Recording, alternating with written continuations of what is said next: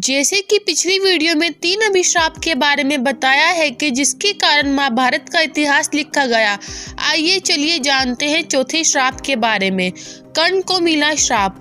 उस काल में द्रोणाचार्य परशुराम और वेद व्यास को ही ब्रह्मास्त्र चलाना और किसी के द्वारा ब्रह्मास्त्र का प्रयोग किए जाने पर उसे असफल कर देना याद था। उन्होंने यह विद्या अपने कुछ खास शिष्यों को ही प्रदान की थी। उसमें भी किस तरह ब्रह्मास्त्र को असफल करना यह कम ही शिष्यों को याद था। जब द्रोणाचार्य ने कर्ण के सूत पुत्र होने को जानकर ब्रह्मास्त्र विद्या सिखाने से इनकार कर दिया, तब वे परशुराम के पास पहुंच गए। परशुराम ने पढ़ लिया था कि वे इस विद्या को किसी ब्राह्मण को ही सिखाएंगे, क्योंकि इस विद्या का दुरुपयोग का खतरा बढ़ गया था। उस काल में तापस, कुशाग्र, विनम्र, ब्रह्मज्ञाता और विद्वान लोगों को ही ब्राह्मण कहा जाता था। कर्ण यह सीखना चाहता था तो उसने परशुराम के पास पहुंचकर खुद को ब्राह्मण का पुत्र बताया और उनसे यह विद्या सीख ली। परशुराम ने ब्रह्मास्त्र के अलावा कर्ण को अन्य सभी अस्त्र शस्त्र की शिक्षा दी थी। फिर एक दिन जंगल में कहीं जाते हुए परशुराम जी को थकान महसूस हुई। उन्होंने कर्ण से कहा कि वे थोड़ी देर सोना चाहते हैं। कर्ण ने उनका सिर अपनी गोद में रख लिया। परशुराम गहरी नींद में सो गए। तभी कहीं से एक कीड़ा आया और वह कर्ण की जांघ पर डंक मारने लगा। कर्ण की जांघ पर घाव हो गया, लेकिन परशुराम की नींद खुल जाने के भय से वह चुपचाप बैठा रहा। घाव से खून बहने लगा। बहते खून ने जब परशुराम को छुआ तो उनकी नींद खुल गई।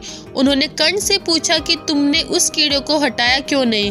कर्ण ने कहा कि आपके नींद टूटने का डर था, इसलिए। परशुराम ने कहा कि किसी ब्राह्मण में इतनी सहनशीलता नहीं हो सकती है, तुम जरूर कोई क्षत्रिय हो, सच सच बताओ। तब कर्ण ने सच बता दिया। क्रोधित परशुराम ने कर्ण को उसी समय श्राप दिया कि तुमने मुझसे जो भी विद्या सीखी है वह झूठ बोलकर सीखी है, इसलिए जब भी तुम्हें इस विद्या की सबसे ज्यादा आवश्यकता होगी तभी तुम इसे भूल जाओगे, कोई भी दिव्यास्त्र का उपयोग नहीं कर पाओगे।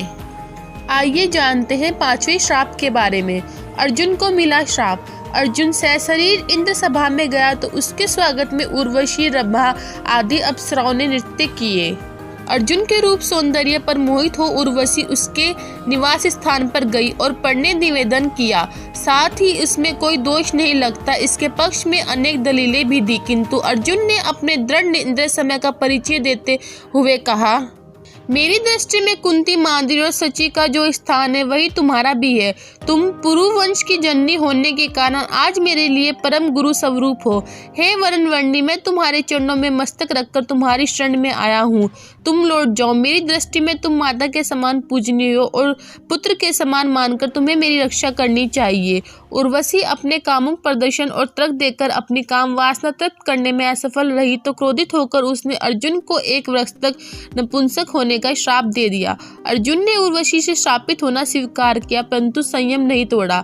जब यह बात उनके पिता इंद्र को पता चली तो उन्होंने अर्जुन से कहा, है पुत्र, तुमने तो अपने इंद्रिय समय द्वारा ऋषियों को भी पराजित कर दिया। तुम जैसे पुत्र को पाकर कुंती वास्तव में श्रेष्ठ पुत्र वाली है। उर्वशी का श्राप तुम्हें वरदान रूप सिद्ध होगा। भूतल पर वनवास के 13वें वर्ष में तुम्हें अज्ञातवास करना पड़ेगा। उस समय यह सहायक होगा। उसके बाद तुम अपना पुरुषत्व फिर से प्राप्त कर लोगे। इस श्राप के चलते अज्ञातवास के समय अर्जुन ने विराट के महल में नेत्रक वेश में रहकर विराट की राजकुमारी को संगीत और नृत्य विद्या सिखाई थी। तत्पश्चात वे श्राप मुक्त हो गए थे। आइए जानते हैं 6ठे श्राप के बारे में। अश्वत्थामा को कृष्ण ने दिया श्राप। महाभारत के युद्ध में अश्वत्थामा ने ब्रह्मास्त्र छोड़ दिया था, जिसके चलते लाखों लोग मारे गए थे। अश्वत्थामा के इस कृत्य से कृष्ण क्रोधित हो गए थे और उन्होंने अश्वत्थामा को श्राप दिया था कि तू इतने वधों का पाप ढोता हुआ 3000 वर्ष तक निर्जन स्थान में भटकेगा। तेरे शरीर से सदैव रक्त की दुर्गंध निस्तृत होती रहेगी। तू उनके अनेक रोगों से पीड़ित रहेगा। व्यास ने श्री कृष्ण के वचनों का अनुमोदन किया। कहते हैं कि अश्वत्थामा इस श्राप के बाद रेगिस्तान इलाके में चला गया था और वहां रहने लगा था। कुछ लोग मानते हैं कि अब वह अरब चला गया था। उत्तर प्रदेश में प्रचलित मान्यता अनुसार अरब में उसने कृष्ण और पांडवों के धर्म को नष्ट करने की प्रतिज्ञा ली थी। हालांकि भारत में लोग दावा करते हैं कि अमुक जगहों पर अश्वत्थामा आता रहता है, लेकिन अब तक इसकी सच्चाई की पुष्टि नहीं हुई है। यदि हम माने कि उनको मात्र 3000 वर्षों तक जिंदा रहने का ही श्राप था तो फिर वे अब तक मर चुके होंगे, क्योंकि महाभारत युद्ध को 3000 वर्ष कभी के हो चुके हैं। लेकिन यदि उनको काली काल के अंत तक भटकने का श्राप दिया गया था तो वे जीवित होंगे।